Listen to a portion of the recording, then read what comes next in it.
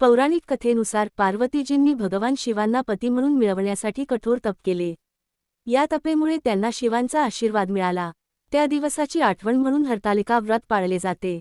व्रताची खास वैशिष्ट्ये. हा सण प्रामुख्याने महाराष्ट्र, उत्तर भारत व नेपाळात मोठ्या श्रद्धेने पाळला जातो.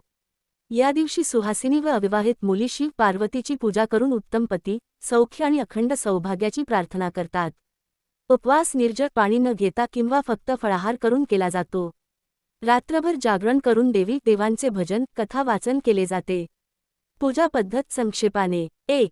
सकाळी लवकर स्नान करून स्वच्छ वस्त्र परिधान करावेत. 2. माती किंवा वाळूची शिव पार्वतीची मूर्ती तयार करून ती सजवावी. 3. कलश स्थापना करून देवी देवतांना आवाहन करावे. 4. शिव पार्वतींची पूजा करून फुले, फळे, बेलपत्र, दुपट्टा, साडी अर्पण करावी. 5. हरतालिका व्रत कथा ऐकावी किंवा वाचावी. 6. दिवसभर उपवास ठेवून संध्याकाळी आरती व नंतर पारण करावे.